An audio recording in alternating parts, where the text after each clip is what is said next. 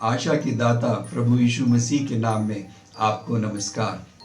मुझे बड़ा हर्ष है कि होप मिनिस्ट्रीज इंडिया के साथ सेवा करने के लिए मैं आपके साथ यहाँ प्रस्तुत हूँ। प्रभु ने हमें सब कुछ दिया है और उसको प्राप्त करने के बाद मनुष्य के अंदर कुछ ऐसी घटना हुई कि उसने अभिलाषा में और धोखे में पड़ के कुछ और बनना चाहा, जिसकी योजना परमेश्वर की नहीं थी, और उसके कारण मानव जाति में परमेश्वर की आज्ञा का उल्लंघन आया। और उसके बाद मनुष्य डरा, परेशान हुआ, और परमेश्वर ने जब उससे पूछा ये सब कुछ क्यों हुआ, तो उसने दोषारोपण शुरू किया कि इसने मुझे कहा, उसने कहा। बाइबल के अनुसार हम ये कह सकते हैं, आदम और हवा ने जब सब कुछ परमेश्वर ने उसे दिया, अपना स्वभाव दिया, अपने स्वरूप को दिया, उसको स्वयं की इच्छा दी, उसको जीवन दिया और उसके अधिकार में सब कुछ दिया, तो उसको और क्या आवश्यकता थी। लेकिन शैतान, जो मनुष्य का दुश्मन और परमेश्वर का दुश्मन है, उसने आके भड़काया, बहकाया और मनुष्य पाप में गिर गया। जब मनुष्य पाप में गिर गया तो प्रारंभ से ही उसके स्वभाव में ये आ गया कि वो दोषारोपण करे, दूसरे के सामने अपने आप को निर्दोष दिखाने की कोशिश करे। और वो झगड़ा बढ़ते बढ़ते ये हुआ कि आज विश्व के अंदर अशांति है, दुख है, तकलीफ है, परेशानी है, निराशा है। और कई बार ऐसा होता है जब इन सारी चीज़ों से मनुष्य जूझ रहा है, जो कि प्रारंभ से अभी तक है, तो उसका कारण वो नहीं जान पा रहा, और उसके अंदर उसके हल को ढूंढने के लिए वो व्यर्थ की चीज़ों के अंदर फिर भी आशा लगाए हुए। मैं आपको प्रारंभ में ही बताना चाहता कि होप मिनिस्ट्रीज इंडिया के द्वारा हम आपको मनुष्य या सीमित साधनों की आशा के विषय में नहीं बताने जा रहे, लेकिन हम ईश्वरीय आशा के विषय में आज से अध्ययन को करेंगे। और इस श्रृंखला के अंदर मैं प्रभु के वचन के अनुसार आपके साथ बांटूंगा कि जब आज विश्व मुसीबत में है, परेशान है, निराशा में है, और इतनी हालत के अंदर है कि वो कई बार इतना निराश होकर आत्महत्या कर लेता है, या वो दुखित होकर के किसी दूसरे का नुकसान करता है। ऐसा क्यों हो रहा है? ये पाप के कारण है। अगर मनुष्य परमेश्वर से संबंध कर ले और उस संबंध के द्वारा उसकी जो साधारण आशीषें हैं उनको प्राप्त करने के लिए वचन को मान के चले, तो वास्तव में वो जीवन में सार्थक होगा और निराशा में भी आशा पाएगा। आज बाइबल में से एक ऐसे व्यक्ति के बारे में हम अध्ययन करने के लिए जा रहे हैं, जो परमेश्वर की तरफ से नियुक्त था और परमेश्वर का व्यक्ति था, और उसका जीवन खरा था, और वो परमेश्वर का भय मानने के साथ साथ बुराई से दूर रहता था। और उसके जीवन में कुछ ऐसी घटनाएं हुई जिसको देख करके हम कह सकेंगे कि हाँ, वास्तव में घोर निराशा के बीच में भी अगर हम परमेश्वर पे विश्वास करते हैं तो हमें ईश्वरीय आशा मिलती है, और वो हमें उन निराशाओं में से आशा की तरफ ला करके आशीषित करता है। बाइबल के अनुसार कुछ वचन है जो मैं आपके साथ बांटना चाहूँगा, और वो ये है कि हम इस दुनिया के अंदर परमेश्वर के वचन को मानने के द्वारा ही आनंदित और सफल हो सकते हैं। बाइबल के अंदर कुछ वचन है जो मैं आपके लिए पढ़ना चाहूँगा। भजन संहिता 39 के 7वें वचन में लिखा है, हे परमेश्वर, मैं किसकी बाट जो हूँ, मैं तेरी ओर आशा लगाए हुए हूँ। रोमियो 15:4 में लिखा है, जितनी बातें पहले से लिखी वे हमारी शिक्षा के लिए लिखी गई हैं, ताकि हम धीरज और पवित्र शास्त्र की शांति के द्वारा आशा रखें। उसके आगे एक और वचन है, रोमियो 15:13 में लिखा है, परमेश्वर जो आशा का दाता है, वो तुम्हें विश्वास करने में सब प्रकार का आनंद और शांति से परिपूर्ण करे, और पवित्र आत्मा की सामर्थ्य से तुम आशा में बढ़ते जाओ। एक और वचन इफिसियों 1:18 में लिखा है, तुम्हारे मन की आंखें ज्योतिर्मय हो।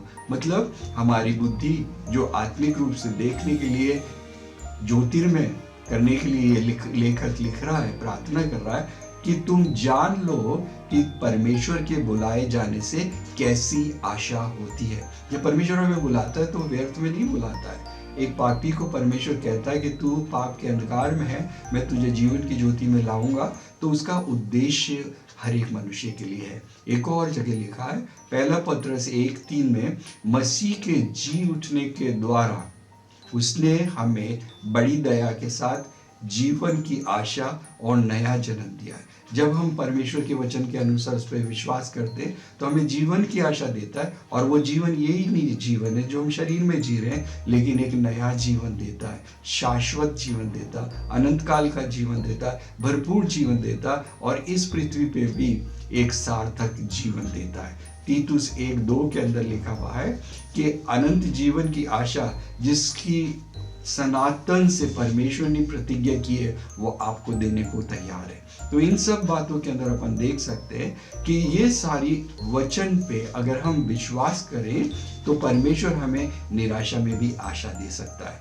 तो जब दुनिया में बहुत से लोग निराश हैं और आशा और निराशा चलती रहती है और मनुष्य प्रयास करते हैं, लेकिन कई बार जब हम निराश हो जाते हैं, हताश हो जाते हैं, तो मैं आपको बताना चाहता हूँ परमेश्वर के वचन के द्वारा जो ईश्वरीय आशा है वो हम प्राप्त कर सकते हैं। निराशा में भी आशा प्राप्त करके परमेश्वर के द्वारा आशीषित हो सकते हैं। आज के दिन में हम एक ऐसे व्यक्ति के बारे में देखेंगे जो कि बहुत पुराने ज़माने का है। वो बाइबल के अनुसार हम कह सकते हैं कि वो बहुत कई सालों पहले इस पृथ्वी पर हुआ। उस व्यक्ति का नाम अय्यूब था। अय्यूब के जीवन चरित्र और जीवन यात्रा को हम देखेंगे कि जीवन में हर एक के पास दुख, मुसीबत, परेशानियां आती हैं। क्या उनके होते हुए वो कुड़कुड़ाता है, परमेश्वर को श्राप देता है, या फिर परिस्थितियों से जूझ करके गुस्सा होता है और कई बार इतना निराश हताश हो जाता है कि वो अपना जीवन नाश करने की कोशिश करता है, आत्महत्या करता है, या फिर गुस्से में वो किसी और का नुकसान कर देता है। मेरे दोस्त, इसके जीवन की इस यात्रा के अंदर जब हम प्रभु यीशु मसीह के वचन को देखेंगे तो अपन उस यात्रा में से गुजरेंगे और हमें पता लगेगा कि मेरे जीवन के दुख, मुसीबत और परेशानी और हताशा तो कुछ भी नहीं है। तो अय्यूब की पुस्तक आप निकाल लीजिएगा और उसके अंदर हम देखेंगे कि उसके पास सब कुछ था और उसने सब कुछ खो भी दिया, और खोने के बाद उसके साथी लोग आए, उसके मित्र लोग आए, उन्होंने उसको आशा नहीं बंधाई लेकिन उस पर दोषारोपण किया, तू गलत है इसलिए तो तेरे ऊपर श्राप आया, तू गलत है तो तू बीमार हो गया। इतना ही नहीं, उसकी पत्नी ने भी उसको यह कह दिया कि देख तू अब क्या कर, परमेश्वर की निंदा कर और अगर मरना चाहे तो मर जा। तो स्पष्ट रूप से हम कह सकते हैं वो ऐसी परिस्थिति में था, इतना निराश था कि अगर मैं होता और मेरे पास परमेश्वर के साथ संबंध नहीं होता तो मैं कब का ही नाश हो गया होता। मेरे दोस्तों, मैं आपको उसके बारे में छोटी छोटी बातें बताना चाहता। उसके अय्यूब की पुस्तक उसके पहले अध्याय के पहले वचन में उस व्यक्ति के चरित्र के बारे में कुछ लिखा है। वो खरा मनुष्य था, वो सीधा मनुष्य था, वो परमेश्वर का भय और उससे प्रेम रखने वाला था,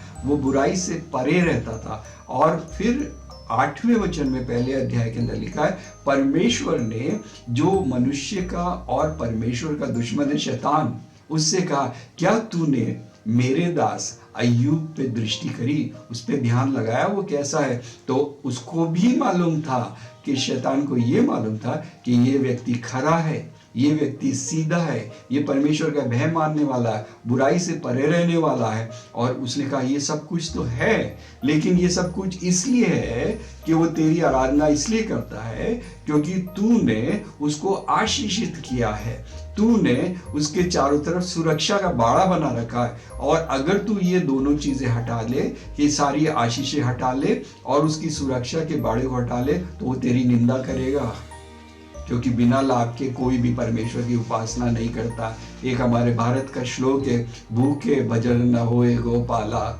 मतलब कि हमें पहले पेट भर जाए फिर अपन भोजन और परमेश्वर की आराधना करेंगे। लेकिन मेरे दोस्त ऐसा नहीं है। जब इसके अंदर ये हुआ तो शैतान को उसने फिर चैलेंज दिया।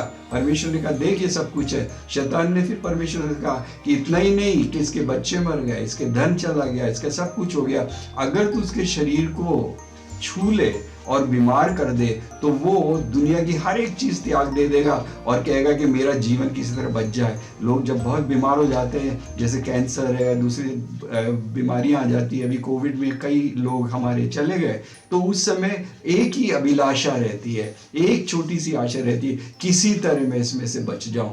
और मेरे दोस्तों, शैतान ने कहा ये सब कुछ के लिए भी वो मेरा इनकार नहीं करेगा, क्योंकि वो मेरा भय मानता है, मेरे को प्रेम करता है, वो खरा व्यक्ति है। और उसके बाद शैतान ने उसको रोगी कर लिया।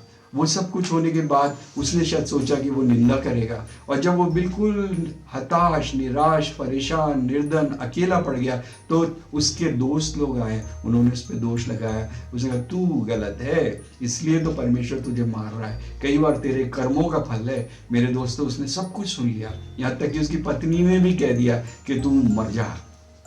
कैसा लगेगा आपको अगर आपका परिवार है, आपके दोस्त हैं, आपके रिश्तेदार हैं, आपके पास सब कुछ था, आपके पास सब कुछ होने के बाद वो सब कुछ खत्म हो गया, आप स्वयं बीमार पड़ गए, सड़ रहे हैं, कीड़े पड़ रहे हैं, सब कुछ हो रहा है, तो लोग बाग अक्सर यही तो कहते हैं हमें बड़ा अफसोस है, लेकिन कुछ ना कुछ तो इसने गड़बड़ किया होगा।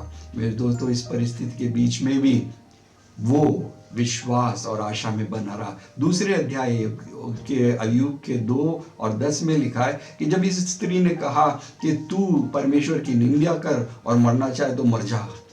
कभी कोई ऐसे बोल सकता है? लेकिन हाँ, ऐसे लोग बोलते हैं परिस्थितियों में। लेकिन उसने क्या जवाब दिया? वो परमेश्वर पे आशा लगाए भी था।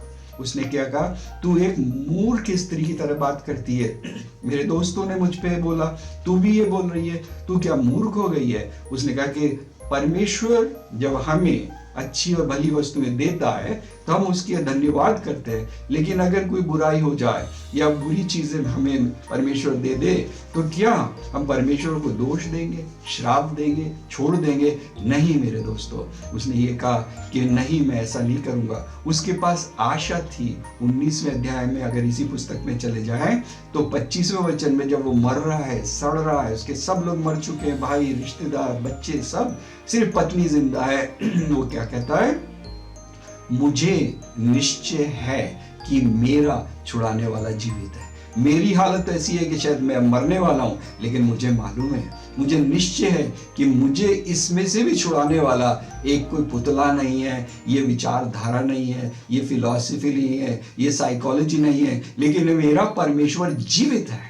और उसके बाद आशा में एक और वचन बोलता है, 26वें वचन में, 19वें अध्याय में से आपको लेके चल रहा हूं, वहां लिखा है, मैं अपनी खाल के इस प्रकार नष्ट हो जाने के बाद भी इसी शरीर में परमेश्वर का दर्शन पाऊंगा। और 27वें वचन में वो इतना ही नहीं कहता, वो कहता है चाहे मेरा अंदर का मन, सिर्फ शरीर और खाल सब सड़ रही है, लेकिन फिर भी मैं इसी शरीर के अंदर, चाहे बीमारी हो चाहे चंगाई हो जाए, उसके बावजूद भी मैं दर्शन तो परमेश्वर के करूंगा। और अब वो कहता अगर मेरा दिल टूट टूट के चूर चूर हो जाए तो भी मुझे निश्चय है कि मैं अपनी इसी आंख से परमेश्वर का दर्शन करूंगा। सोचिए, जब दुनिया ने कहा कि ये तो बीत गया, खत्म हो गया, अब कब मरने वाला है। मुझे भी कैंसर हुआ था और कई सालों के बाद आज भी मैं जिंदा हूँ। एक व्यक्ति ने जो मुझसे चिढ़ता था, उसने पूछा फोन करके, अरे तुम अभी तक जिंदा हो? मैंने कहा मैं जिंदा नहीं हूँ, मैं तो मर चुका हूँ। अब मैं जिंदा नहीं, लेकिन मसीह मुझ में जिंदा है, और मुझ में जो जीवन है वो अनंत जीवन प्रभु यीशु मसीह का जीवन है। मेरे पास 2004 में कैंसर हुआ, आज तक मैं जिंदा हूँ। क्यों हूँ? परमेश्वर की महिमा के लिए। अय्यूब के साथ भी यही घटना हुई। और उसके बाद क्या हुआ? उसने धीरज धरा, उसने आशा ही नहीं करी, पर वो धीरज धरे रहा। जब परमेश्वर का वक्त आएगा तो वो अपना काम करेगा।